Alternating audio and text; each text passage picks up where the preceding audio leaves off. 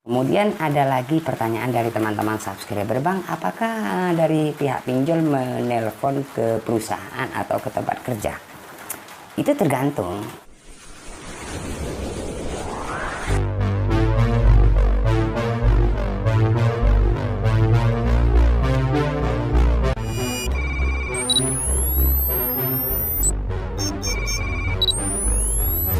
Assalamualaikum warahmatullahi wabarakatuh. Balik lagi di channel saya Markas Pinjol, teman-teman ya.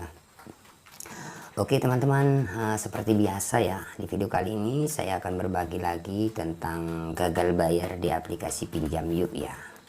Karena banyak sekali pertanyaan-pertanyaan dari penonton saya atau subscriber saya yang saat ini mungkin ya gagal di aplikasi Pinjam Yuk ya, yang sering bertanya atau menanyakan di kolom komentar ya, Bang, apa risiko kalau kita gagal di Pinjam Yuk ya, Bang, apakah kalau kita gagal di pinjaman online Pinjam Yuk apakah sebar data ya.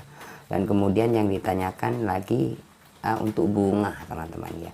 Jadi di video kali ini saya akan berbagi sesuai pengalaman teman-teman ya. Di sini saya tidak mengajarkan kalian untuk gagal bayar, tidak ya. Di sini saya hanya berbagi sesuai pengalaman seperti itu ya. Oke, seperti biasa teman-teman ya. Di sini saya akan buka ya aplikasinya ya. Karena setiap saya bikin video itu selalu ada masih aplikasinya. Jadi saya bukan hanya bicara atau dari orang ke orang, tidak ya. Ini sesuai pengalaman saya seperti itu ya. Karena aplikasinya masih belum kami hapus, masih ada seperti itu teman-teman ya. Oke, saya ingatkan lagi buat teman-teman yang baru menemukan channel ini atau baru bergabung dengan channel ini ya, jangan lupa tekan tombol subscribe-nya ya, agar kalian tidak ketinggalan info terbaru dari channel kami teman-teman ya. Oke, tanpa basa-basi, di sini saya akan buka aplikasi Pinjam Yuk ya. Nah, ini aplikasi Pinjam Yuk teman-teman ya. Oke, sebenarnya dari kemarin-kemarin saya sudah bikin video untuk Pinjam Yuk ini ya, tapi di sini saya akan pertegas lagi ya seperti itu. Oke, teman-tean bisa lihat di sini tagihan 5 juta ya, jadi sudah 5 juta ya. Cicilan 2/2 ya. Tanggal jatuh tempo 2002 bulan 5 tanggal 10. Jadi sudah keterlambatan 5 bulan ya, kurang lebih 5 bulan teman-teman ya. Jadi yang pertama di sini saya akan menjelaskan untuk bunga ya. Untuk bunga itu seingat saya teman-teman, untuk 3 bulan itu 3 bulan ke atas sudah tidak ada bunga berjalan. Jadi misalkan teman-teman gagal ya, misalkan 1 juta. Untuk apa ya, perjalanan bunga itu sekitar 3 bulan ya, baru ke atas 3 bulan baru untuk bunga sudah tidak berjalan seperti itu. Jadi berhenti sudah ya. Nah, jadi untuk 5 juta ini sudah berhenti teman-teman. Jadi tidak ada bunga lagi ya. Dan kemudian pertanyaan dari teman-teman subscriber, Bang, untuk bunga di Pinjam Yuk itu berapa tiap hari ya. Ada yang biasanya tanya seperti itu ya, untuk bunga. Jadi untuk bunga itu teman-teman ya, jadi untuk bunga itu tergantung pinjaman kalian. Jadi saya nggak bisa menyebutkan berapa harus bunganya kalian. Jadi untuk bunga itu tergantung pinjaman ya, berapa besar pinjaman kalian ya, disitulah ya, karena disitu sudah otomatis dari pihak aplikasinya mungkin ya. Jadi untuk bunga itu tergantung pinjaman kalian seperti itu teman-teman ya. Jadi untuk bunga itu berhenti sekitar 3 bulan ya, baru misalkan kalian sudah lewat 3 bulan itu sudah berhenti ya, tidak menambah lagi untuk bunga seperti itu ya. Oke, kemudian di sini untuk penyebaran data ya, resiko yang kita akan dapat dari gagal bayar di Pinjam Yuk ini apa sih resikonya, Bang? Apakah ada penyebaran data misalkan kita telat bayar atau kita apa ya, masih belum mampu bayar di pinjaman Yuk ini ya. Yang pertama-tama misalkan kalian ya, sebenarnya kalau pinjaman online itu ya tergantung kalian, tergantung bagaimana cara kalian menghadapi misalkan kalian telat bayar atau gagal bayar ya. Kenapa kok tergantung? Iya, kebanyakan teman-teman ya yang disebar oleh pinjaman online meskipun legal ya, meskipun legal, kebanyakan misalkan kalian gagal itu ya, yang pertama itu tidak mengaktifkan nomor atau mematikan nomor atau tidak mengaktifkan WA atau membuang nomor. Nah, itu ya bisa terjadi akan menghubungi di luar pondar. bisa terjadi akan menghubungi kontak-kontak kalian. Jadi pinjaman online itu nggak ilegal, nggak legal, tergantung kalian bagaimana cara kalian menghadapinya, ya. Kalau dari saya, ya, kalau dari saya, pengalaman saya, misalkan kalian ingin tidak ada tidak ada penyebaran atau menghubungi di luar pondar, ya, kalian cukup aktifkan saja nomor yang didaftarkan. WA-nya kalian aktifkan, nggak usah kalian buang nomor atau matikan nomor, tidak usah. Itu rugi sama kalian sendiri. Karena apa? Dari pihak pinjaman online, misalkan kalian nomor yang utama sudah tidak aktif, itu dianggap, ya, kebanyakan dianggap kalian sudah tidak ada itikat baik atau niat kabur dari hutang kalian, karena nomor yang utama sudah kalian tidak aktifkan.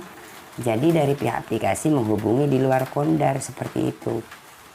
Banyak teman-teman yang di WA di luar pondar atau di hub di luar pondar atau ada penyebaran data. Saya tanyakan, kenapa kok sampai ada penyebaran data?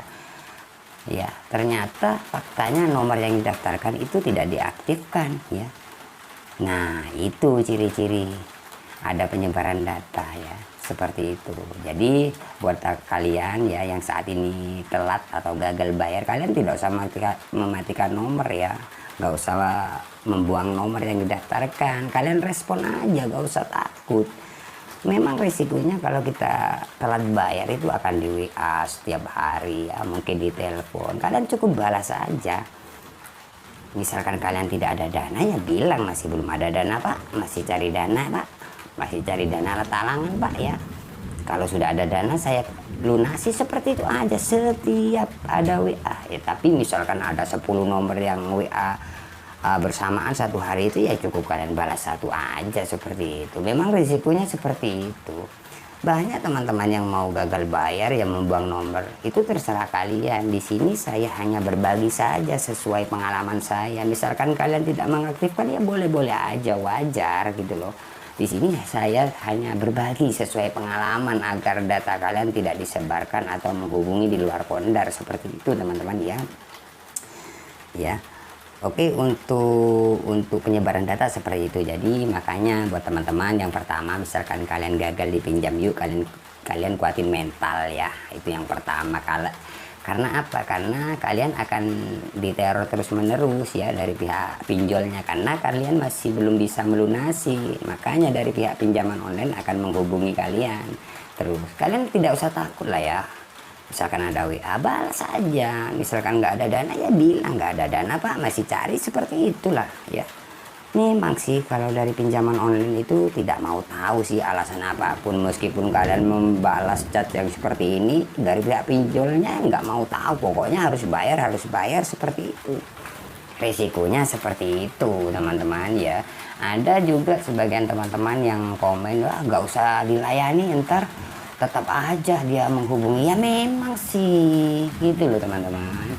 Memang kita harus menerima kalau dari pihak pinjolnya nggak mau tahu alasan apapun, tapi setidaknya kalian harus merespon agar kalian tidak dianggap kabur, seperti itu teman-teman, ya. Oke, kemudian untuk DC lapangan teman-teman. Jadi untuk DC lapangan sejauh ini masih belum ada ke rumah sih, ya. Jadi untuk WA atau cara penagihan, tim kolektor sudah ada di sudah di lokasi Anda, ya. Ini siapkan uang cash, ya. Di sini saya akan melalui RT RW mau ke rumah ataupun mau ke tempat kerja kalian, ya. Biasanya dapat WA seperti itu, kalian tidak usah panik, ya. Saran saya itu hanya cara-cara penagihan dari pinjam yuk saja, ya. Itu hanya modus, kalian tidak usah panik, tidak usah terlalu berlebihan untuk ketakutan, tidak, ya. Tidak usah, ya. Misalkan kalian nggak ada dana, bilang saja nggak ada dana. Misalkan mau ke rumah, silahkan ke rumah, Pak, saya tunggu. Tapi itu hanya cara-cara penagihan saja dari pihak pinjaman online saja, ya. Untuk tim kolektor mau ke RT RW, ya, atau ke tempat kerja, itu tidak bakalan. Itu hanya modus atau cara penagihan dari pinjaman online saja, ya. Ya, saya sering bilang, ya, di video-video sebelumnya, ya, itu hanya modus, ya, atau cara-cara penagihan, ya. Jadi buat kalian tidak usah takut, ya. Misalkan ada seperti itu, ya, chat, ya, tolong siapkan dana cash, ya Pak, saya siap Pak, ya. Tak siapkan, saya tunggu jam berapa, hari apa, balas saja seperti itu. Kalau kalian semakin berani seperti itu dari pihak pinjolnya, itu biasanya ganti nomor ya, pakai nomor yang lain lagi. Yang itu sudah nggak aktif, biasanya seperti itu. Jadi buat kalian tidak usah takut, tidak usah panik ya. Kemudian ada lagi pertanyaan dari teman-teman subscriber, Bang, apakah dari pihak pinjol menelpon ke perusahaan atau ke tempat kerja? Itu tergantung kalian cantumkan apa tidak. Ya, misalkan kalian cantumkan dari pihak aplikasi, biasanya memang menelpon, dipastikan. Kalau kalian tidak mencantumkan, tidak bakalan ya, karena dari pihak aplikasi juga takut misalkan kalian tidak mencantumkan, kemudian memang ada, nah, dicari di Google ada perusahaan kalian, tapi itu biasanya tidak berani karena kalian tidak mencantumkan seperti itu ya. Ada juga beberapa teman saja ya, sedikit yang dihubungi tidak mencantumkan nomor perusahaan tapi menelpon ke perusahaan, ada, tapi tidak banyak, beberapa saja ya. Tapi kebanyakan tidak ditelepon misalkan kalian tidak mencantumkan nomor perusahaan kalian atau tempat kerja kalian ya. Jadi kalian tidak usah ketakutan ya, ataupun menelpon ke HRD itu tidak bakalan ya, karena itu semuanya cara-cara penagihan dari pinjaman online saja ya. Jadi pinjaman online itu nggak ilegal, nggak legal, tergantung kalian bagaimana cara kalian menghadapinya atau merespon misalkan ada WA ya. Lebih-lebih kalian mematikan nomor yang utama yang didaftarkan ke pinjol, itu bisa terjadi akan menghubungi di luar kondar, seperti itu teman-teman ya. Jadi seperti itu aja ya, jika kurang paham kalian bisa WA saya teman-teman ya. Untuk komentar biasanya ya ada sih, kebanyakannya komentar, jadi jarang saya balas ya untuk keseluruhan seperti itu ya. Oke, semoga video ini bermanfaat buat kalian yang saat ini gagal di pinjaman online Pinjam Yuk ya. Jangan lupa like, komen, dan subscribe channel ini ya. Saya akhiri. Assalamualaikum warahmatullahi wabarakatuh.